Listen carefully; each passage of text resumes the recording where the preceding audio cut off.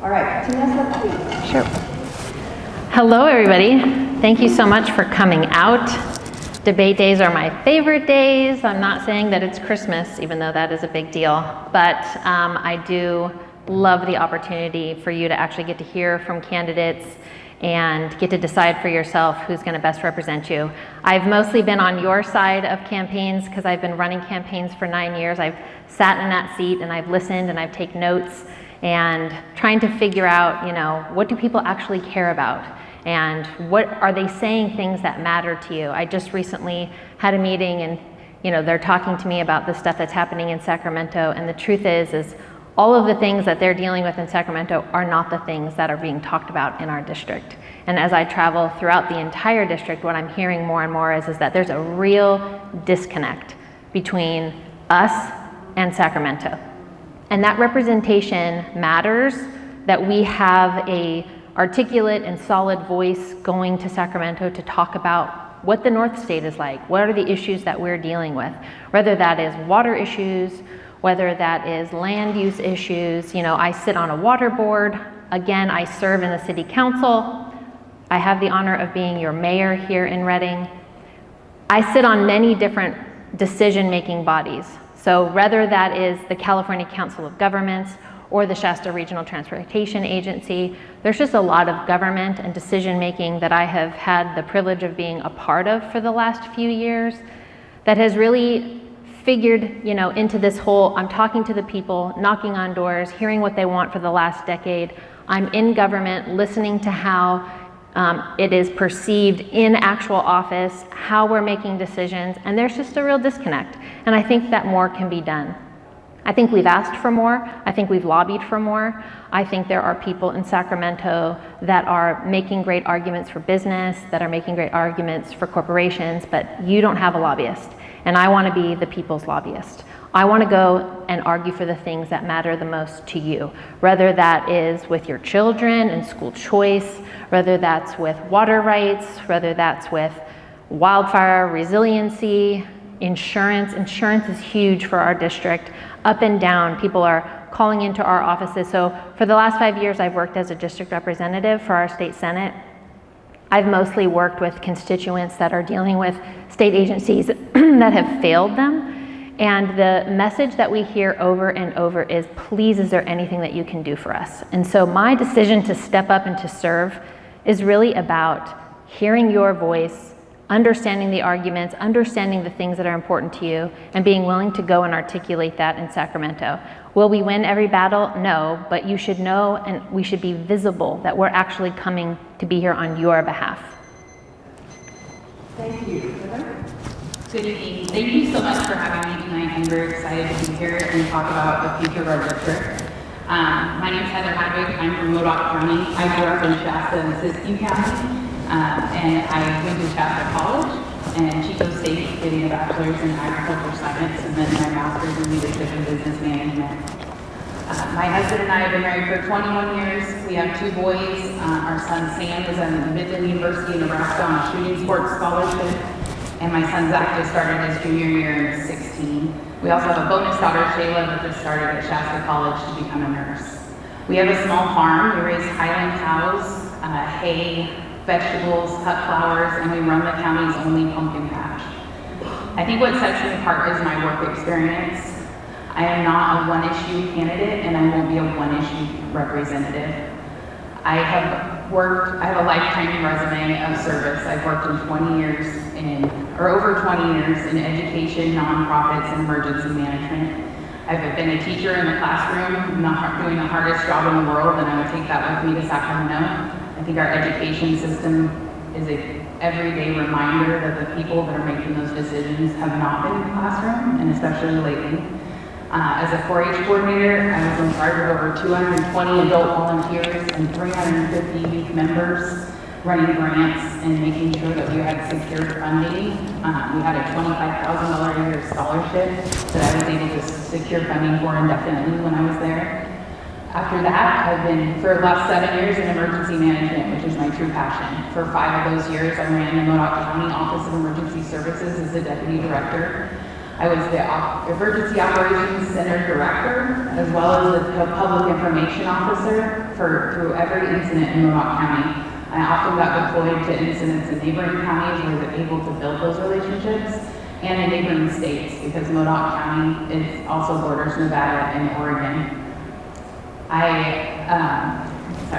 During that time, I have over 25 FEMA certifications and learned how vital mitigation, response, and recovery are to communities, as you guys are well aware. For the last almost 2 years, I've been at the Modoc County Office of Education, where I do safety and preparedness for our schools. I absolutely love my job, and I get to speak about it nationally at state and national conferences. I get to help people grow their programs, and it's something I want to do when I get to Sacramento, because the safety of our kids is the most important thing you can do. This week, I'll be at the Small School District Association presenting to them. My name is Heather Hadwick, and I hope that I can earn your vote tonight, because I'm here for you. Thank you, Heather. Then you get to answer the first question first. Okay. So the first question is, what are your top 2 priorities in development? Just two. We're going to In 2 minutes, okay. In 2 minutes. So my first one would definitely be wildfire and fire insurance. Every meeting we go to, that is the common denominator. We have people all over our district. I feel that District 1 has been impacted the most with fire insurance, and especially in the cancellations. We need to be adjusting this by parcel, not by zip code. My father-in-law just got cut himself, and his house payment went up like $360 a month. That's not something you get planned for in retirement, and a lot of the senior citizens especially are being hit with this. I've already created a coalition and met with insurance executives, realtors, because that ripple effect to our housing crisis that we're already happening is going to cripple that. My second issue, it's hard to narrow it down, is affordability, and I think that everybody knows that the inflation has hit us hard. I honestly don't know how people are making it, especially young families right now. I grew up poor. I know what it's like to struggle. My mom worked really hard to get us off the system, and I think our system is failing us because we have generations of people, and we need to break that cycle. Thank you. Any questions? Are we, no, sorry, I have to stand. You need us to sit? We can stand, right? Yeah. Okay. I have, goodness, 2. All right, definitely insurance. I would say actually up and down the state. So whether you're in the north end or the south end of the district, which are different, I would say the most common theme is insurance.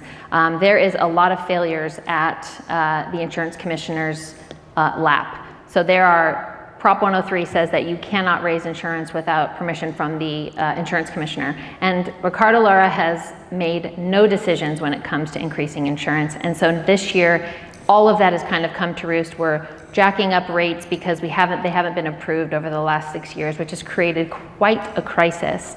And as we know, nobody makes great decisions in crisis situations.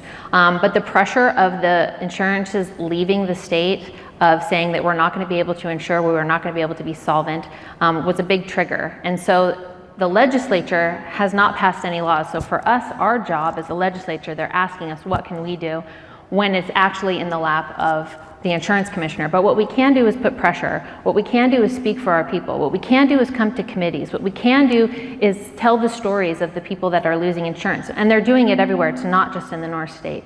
It's going to be really important over and over that we communicate what it is that we need and what needs to change. There are some good things. Reinsurance is going to happen. There's going to be catastrophic modeling. While we appreciate that, there's a lot more that needs to be done, and we're feeling the real pain of it in the North State. The second thing is affordability.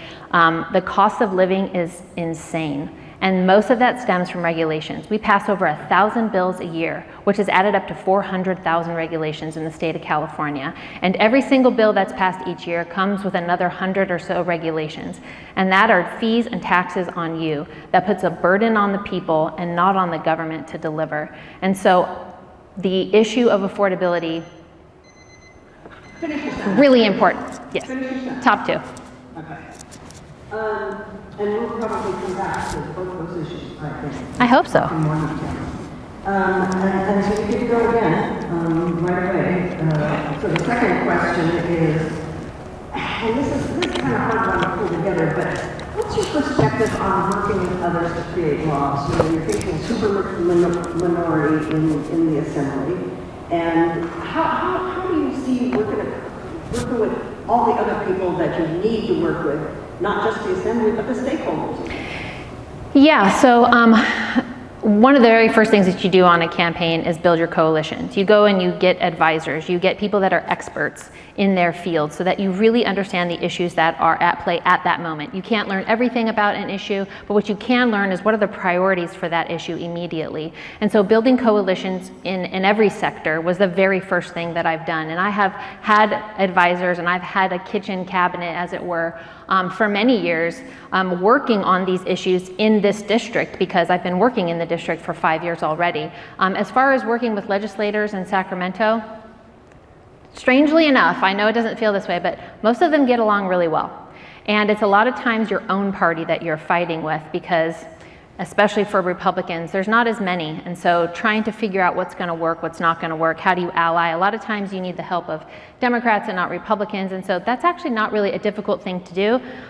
Getting along with people, being able to collaborate and work together, you have to sit on bipartisan committees. And so you have lots of opportunities with the committees that you sit on to build relationships, to build friendships, to bring people into our district to do tours. I would say that's probably the most important thing, is that product knowledge of understanding. I'll bring you into our forests, you take me into your cities.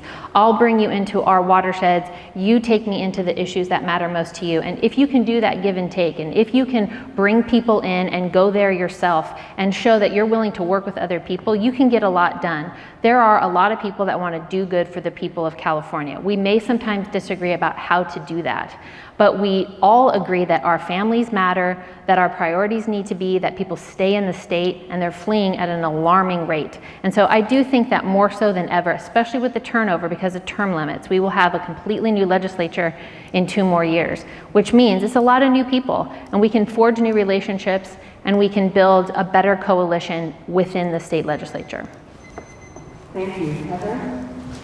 So I think this is the most important thing for you to have as an assembly member, and I've proven myself in my career. I'm known for coming into the organizations and telling the story, because I specialize in communications and building relationships. Office of Emergency Services is 95% relationships, because not only do you have to know what they can do, what their limitations are, but you have to build that relationship so that when you're in an emergency, that they will come and help you and assist you in whatever you may need. Not only are you doing that within your county, but you're also doing that with your neighbors. So I've already built those relationships with many of the counties, which I think is why I won the primary by so much.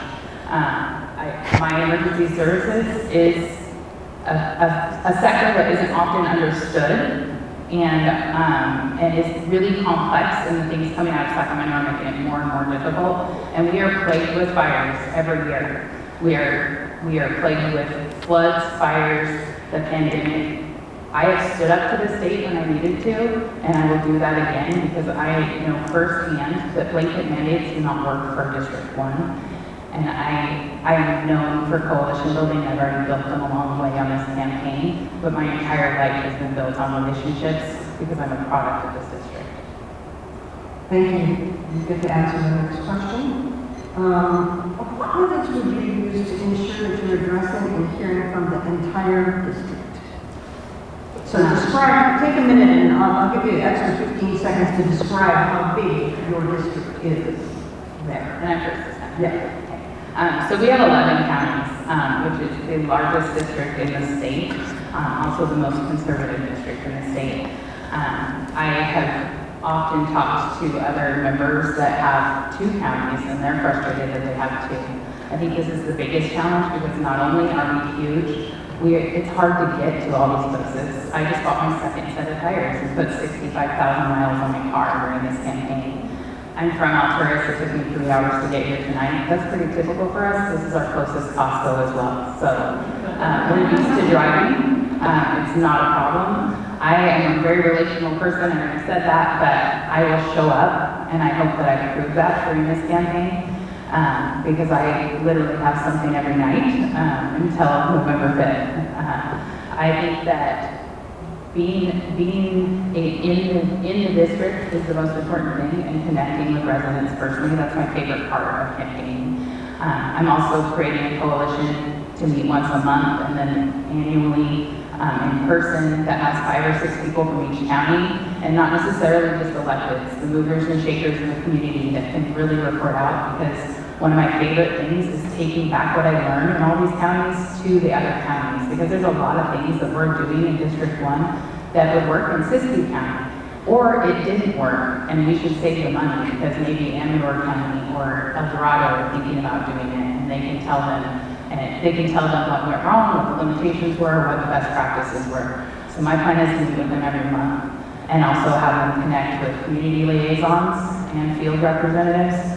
We have really strong committees in each county right now, so we already have picked out community liaisons to volunteer. So I will have a volunteer field rep in every county that you can get direct information from. Thank you, Tenessa. So having worked in this district for the last 5 years, pretty well connected throughout, and so immediately those were all the first calls and connections to the sheriffs, going and speaking with them, doing ride-alongs with each of the counties to hear what the real needs are within the county, not just perceived but felt. Going and speaking to electeds that are getting emails from their constituents on a day-to-day basis, going to city council members and talking to them, going to the meetings and listening to the public and what it is that they are asking for, what are they needing, and is it something that a state legislature would be responsible to do? Is there some kind of connection point where we can actually strengthen them in what they're doing and or get out of their way? There are many different ways to cover 11 counties, but all of them take a lot of intention and purpose.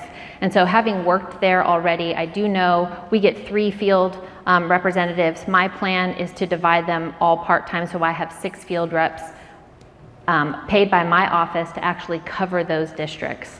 That is universally is what you get. You have to do more with little in the state assembly.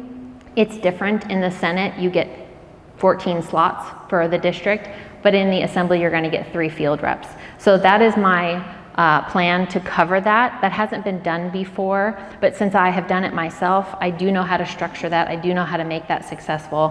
When we were in COVID and we had to stagger our schedules, I got a great glimpse of how much you can accomplish in a short amount of time. But having people embedded in those areas means that the people of the district have somebody to always rely on that's close by. And it's not explaining to us, why we should come. It's knowing what's going on and being able to pull in the resources that they need. Our rural districts have suffered a lot from many different tragedies, and having somebody there that they know, that they have seen week after week, communicates to them that their representative actually cares about them. And that's the most important thing to me. I want people to feel very well taken care of. Representation matters. I would like to raise people's expectation of what that can be, and not just there's a crisis so you can come. This is, how do we build ongoing relationships? How do we bring people to the Capitol to actually testify in committees about what matters most? Small business owners need to be coming to the Capitol. Everyday citizens need to be coming, and no matter what the meeting is and what's happening, you should know what is happening, and I will invite you into that process. There has been a collection of things that have happened over the years to carve up these districts so that they're difficult. 28,000 square miles is what we have in this district, 28,000 square miles, and I've been in every single county over a dozen times. I didn't replace my tires twice, I replaced my engine. And so, not that one, I'm not the one up I was looking for at all. But it is true, it takes work and intention, and that's what I will do. Thank you. You can keep standing because you get to answer. Yes, ma'am. This question is about taxes, and there are about 4 different parts of this question. And I'm trying to figure out how to divide it up, so I'm going to ask 2 tax questions. The first one is, what are your thoughts on raising taxes? What are your thoughts on raising taxes, and if you had any opinion on Proposition 13, throw it in there. Okay. I think that government should not be a burden to its people. And I think that the regulatory environment that we have, the fees, the taxes, has really burdened California. I think we have a lot of great ideas. They shouldn't all be laws. And because we really have taken every idea and made it a law, it's really put a burden on the people of California, and they're leaving. We have had at least 1.7 million people leave California, and 70% of those people were making over $200,000 a year, which says to you that that is your middle class. That's your workforce. Those are the people that had small businesses. Maybe they were both dual incomes, they're both working to make it work in California, and now they're leaving. Able-bodied people, it's quite a brain drain. I think the Wall Street Journal said today there's a major brain drain in California because we are disincentivized great ideas, great work ethic by saying it's too expensive to live here. You can't buy a house. And so I don't think that taxing is actually going to be the solution. I think we need to lift some of these regulations. We need to have less taxes. As we know, the less you tax, the more people earn, because they can actually have control over their own money. So I think we need to deregulate. We need to not be so focused on getting so much for the government that it just becomes so unwieldy that it's crushing not just the lives of people, but the souls of California. I think people are discouraged. They're discouraged to vote, they're discouraged to work here, they're discouraged to stay here, and we have to change that. We have to change the tone of how it is that we are approaching government. Government is not the solution to everything. It isn't. It plays a part, and it plays a vital part in infrastructure, in protection, in protecting people and property, but it does not need to solve every problem for everybody. And so I don't think that we need to be taxing more. I think we need to be taxing less, and we need to be reducing fees. We need to unleash the human spirit. Thank you. Heather? So taxes is the one thing that California always wins, right? We live in a state that has the highest taxes for gas. We have high property taxes now. We have sales tax. Every time we turn around, there's a new thing that they want to tax us on. And I consider a fee a tax as well.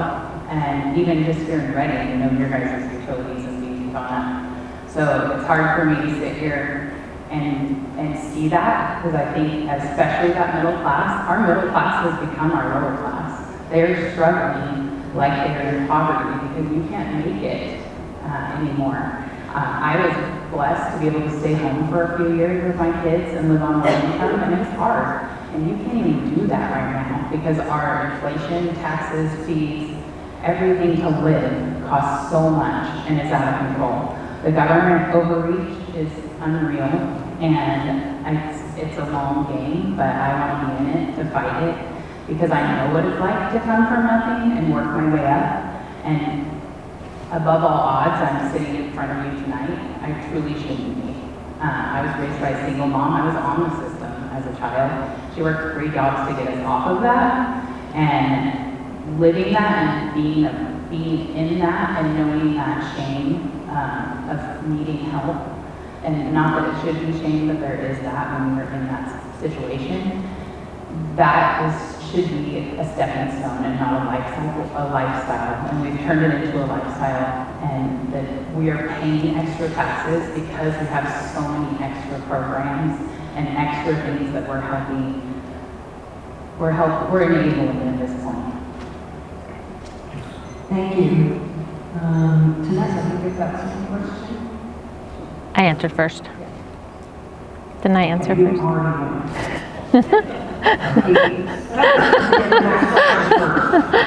How did the home insurance crisis happen? And what can we do about it? So a lot of people didn't do their jobs. The insurance commissioner should have been approving raised rates for years, decades really, and they have not done that. California has historically had really low insurance, even though we didn't feel that way. Now we're playing catch up, and the ripple effect of this is going to cripple especially rural California, because that's where most of the tier 3 fire fuels are. People are getting canceled because of blanket fuel loads and response times that really isn't fair. So that crisis that is happening is because Sacramento didn't do their jobs. They didn't listen to the people. This is something that I can't even count how many people in Sacramento now asking the question One, I wanted to see the data, because I'm a research nerd. I wanted to know how many people is this affected in our district, how many people are leaving California because of it, and how many people can't sell their house or are losing their homes because of it. Because I've been on fires where I've had to tell people their house burned down, and they just got cut with insurance. They have nothing. And seniors, that their houses were paid off, so they could go and have a lapse in coverage, thinking that they were hopefully nothing was going to happen. And that wasn't part of their retirement plan, and now they have nothing, and they can't afford to buy in this market. So I think this is going to be, it's going to take time. There is some legislation out there that is helping to, if you harden your home, but it's not going to be enough. It's going to be a few $100 off of your policy. Most people are paying policies now that are as much as a house payment, not in Reading, but in outskirts of the district. But they've gone up to 90%. And that is unfair. Thank you. Tenessa, any questions? So Ricardo Lara has been in office for 6 years. And again, Prop 103 basically says that you have to have his permission. The insurance companies come and say, we want to do this rate increase of 3% or 4%. And if he does not increase that, then it doesn't happen. And for 6 years, we had not had all of those rate increases are piling and piling up. And part of the reason that we are in a major crisis is because of the wildfires. So we had some major catastrophic wildfires a few years ago, and that really just drained the coffers of insurance companies. And in California, there's a lot of products that insurance companies are not allowed to sell. So they're not allowed to do reinsurance, they're not allowed to do catastrophic modeling. So a home in the center of Reading, is as insurable as what's on, closer to, Whiskey Town. And so that are in the WUI that are in this place. So they didn't do catastrophic modeling, meaning that would be more dangerous than what would be in the center of town. So there was not the ability to have that type of discretion that would enable them to do a better job of providing insurance for individuals. The other thing that's going on is that if you don't make these small, difficult decisions, you're going to end up having to make crisis decisions. And what happened was the insurance companies were asking, they were doing the things that they needed to do, telling the insurance commissioner what needed to happen, and he didn't respond. And now we're in a crisis. And it's all kind of coming together at once because the insurance agency says, that's fine, then we're leaving. We're not going to do business here anymore because you're not allowing us to actually make money, to actually be solvent, to actually insure people. The costs are going up. You have supply issues, you've got lumber going up, so the cost to rebuild a home is going up. The cost of everything is going up. And so there's just this huge perfect storm of it all coming to roost. And unfortunately, because again, they didn't make hard decisions, now we're in crisis mode.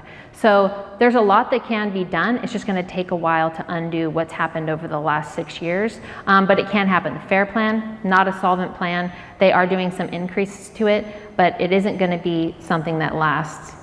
There are other ideas I can talk about in another question. Thank you. Question number 6 is also for Tenessa. So question number 6.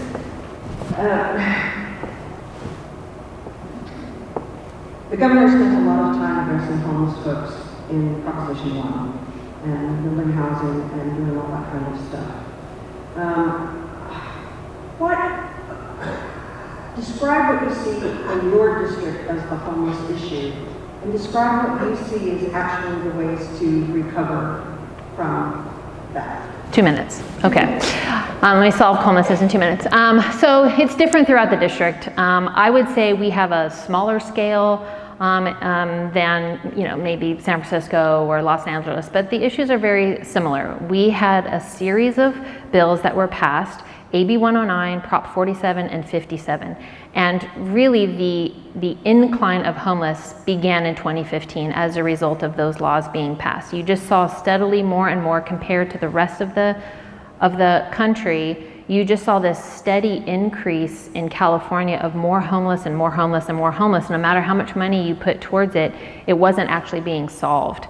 And so I do think that Prop 36 is a good start. Which is going to repeal parts of Prop 47 that said you can steal up to $950 worth of merchandise, and you can also do drugs in public. So it's basically a ticket if you're doing that, but it happens at such a wide scale that doesn't really serve a purpose of actually getting them out of that habit and interrupting that lifestyle. So you have people that can steal to stay on the street, you have people that are doing drugs, And it's just not an environment where people are making great decisions about where they're going to live or taking that next step. So one of the things that has changed is that you have organizations like the Good News Rescue Mission that have been helping the homeless for 60 years this year.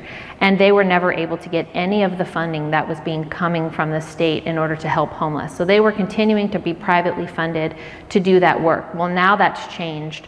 I believe it's SB 4 allowed them to actually take, or 6, it's allowed them to take federal or state funds in order to help with homelessness. And so now we're really pulling in the people that have been doing it for a very long time, and I think that that will help. They have a lot of structures already to sort of come around the whole person. And as we know, you can put them in a hotel, you can put them in some type of a shelter, but if you don't have those wraparound services, chances are they're going to stay in that cycle.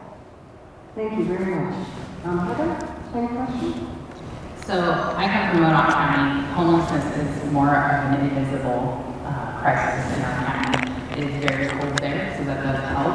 But most of our homeless, I actually served as the homeless and foster youth liaison for Modoc County Office of Ed. Most of our homeless are doubled up. They are couch surfing. My bonus daughter was one of those.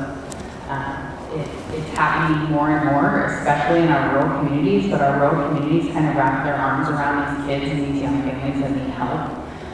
So they're not even reported a lot of the time. I think you guys get the brunt of homelessness in our district. Unfortunately, Siskiyou has a big problem now. Nevada County has a big problem. I think it's because you're the hub of the services. And so this is where they can get the most help and the most assistance. And it's unfortunate because the governor has dumped over $1 billion into homelessness, and we don't even know what works. I am happy that legislation finally passed that requires an audit of that funding, so we know what works.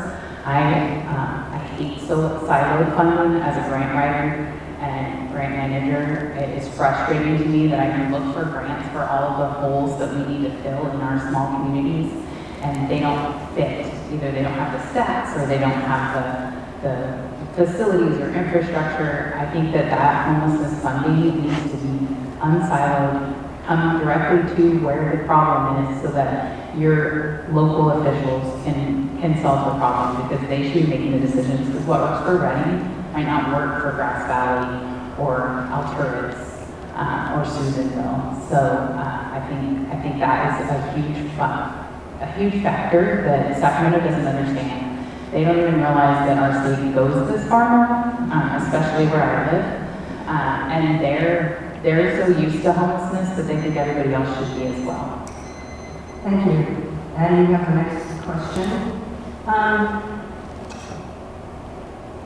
Another not really 2-minute question, but how can the state develop a plan to share the cost of catastrophic events?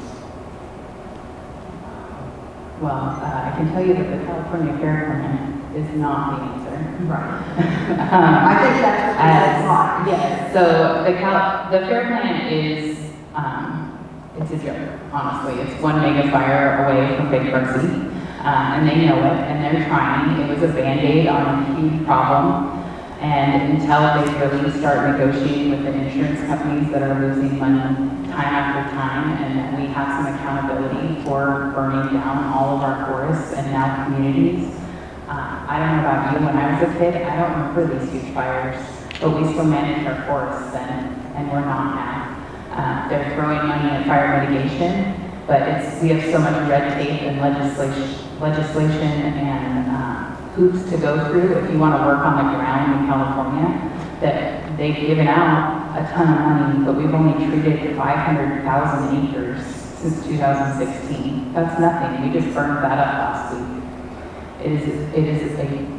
It's a needle in a haystack solution for something that is so much bigger, and they're in crisis mode. So until they start doing the pre-work and they get prepared, they're always going to be reactive instead of proactive, and we have to get ahead of it. We are not. We're playing catch up. Thank you. Tenessa? So the FAIR Plan is basically a stopgap. You can't sell your home if you don't have insurance, and you can't get out if the person that's buying your home can't get insurance. And so we're in a crisis, and this is a reaction to that crisis. And so crisis management as a whole is not the way that you solve problems. It's certainly not the way that you govern a state. We need to be proactive in what we're doing. So there are a lot of proactive measures that you can have. One of the things I asked in some of the meetings that I've been in with Supreme Court justices and different people throughout the state that have made decisions that affect us now, like in the 2014, 2012 realm. And what they're saying is, we just need more bills. and as we pass more and more bills and the problem gets worse and worse, I would say we need to go back to what we've done before. We used to clear our forests of fuels. We used to take good care of our forests. We used to manage them. We used to make sure that our watershed was healthy. We used to make sure that our timber industry was going in and taking care of salvaged trees, and they were taking care of rot, and we were preventing drought because there wasn't thousands of trees per acre. It was a healthy amount of trees per acre. So you have solutions that we had for years and years that worked, and they changed it. They changed the law. Redevelopment dollars, that's how we actually were building things in our city. That became illegal. We've had ideas after ideas to try to fix things that were never broken. We wanted to go a different direction. We wanted to have different ideas and policies, and they're not working. And I would say we have to go back to the things that did work before and be proactive about them. We have to prioritize human flourishing over things like an owl, which, by the way, did not get better. The spotted owl did not grow in its population with the actions that we took, and they were catastrophic to all of our rural areas that are burning down because we stopped managing our forests. We stopped having healthy forests. Thank you very much. So the time has come for you to do your closing remarks. Already? It's unbelievable how fast this time goes. So I'm actually going to let Heather go first because you went first on the beginning. So Heather, your closing thoughts tonight. So Sacramento is in disarray, and they are not connected to what we are and how we live in District 1. And I want to stand up for that. I want to be the voice for rural California and for our district because we are different. I've stood up to the state before. I'm not afraid to do it again. My platforms are we have the same platforms. We're both conservatives. It's up to you to vote on who you think has the experience and who can be the most effective legislator. I am endorsed by California Professional Firefighters and Cal Fire Local 2881 because they know that with my wildfire management experience, I can back them. I am endorsed by CHP and retired CHP, and your running city councilman Mark Mazzano, your sheriff Tom Basenko, retired sheriff, because public safety knows that I will have their back and that I care. I have many endorsements, senators or Senate members, but I am most thankful for my local endorsements here. I've worked hard to get to know people and listen to them and hear what they're worried about so that I know how to represent them. I think that's going to be the biggest challenge. 11 counties is huge, but I hope that I will prove to you and I will make you proud. Please call me anytime. My cell phone number is 530-640-2175. My email is hhadwick@votehadwick.com.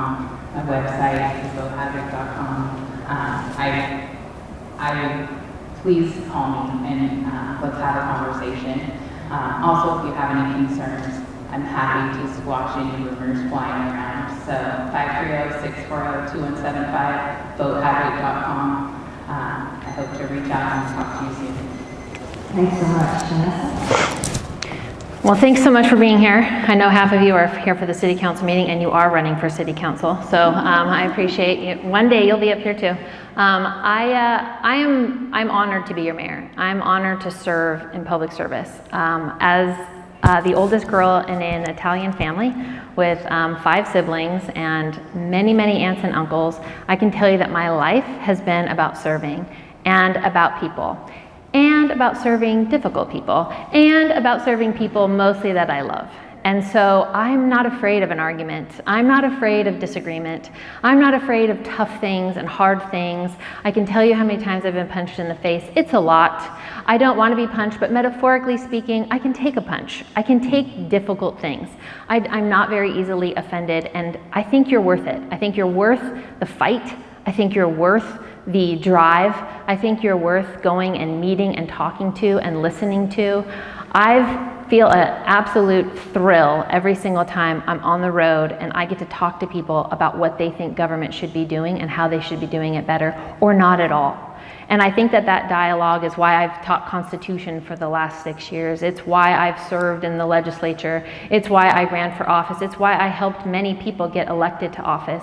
It's because I really do think that government restrained is government that's good for the people. And so I want to do that. I want to fight for you. I want to fight for the things that matter to you. Even if we disagree on exactly the policy, there's a way to get win-wins in every situation. And you're worth figuring that out. And whether it's talking, it's meeting, it's going places, whatever it's going to take, there isn't an inch of this district that I haven't gone to, even if it's to speak to 4 people, because every time I see those 4 people, they get excited again, even just about voting, because morale is at an all-time low in politics. And so if I can spark some kind of joy that they should at least vote, that somebody cares and it matters, then all of this will be worth it. And so I do want your vote. My website is votetenessa.com. All my information is on there, and I have a lot more information out there. I hope to talk to you and see you soon. Thank you. And, you're welcome to go on out there and talk to folks. On behalf of the League of Women Voters of the Reading area, thank you so much for coming, and thank you all for coming. And I presume many of you are staying, for those of you who don't know, on September 12th, we'll be up in Shasta Lake doing District 3 Supervisor. That's Mary Rickard and Corky Harmon. And the Shasta Lake City Council on September 19th will be in Anderson during the Anderson City Council. And on the 25th, we'll be at the Riverfront Playhouse doing the Shasta County Board of Education, which is quite contested this year and very interesting. So that concludes this portion of our event, and please vote.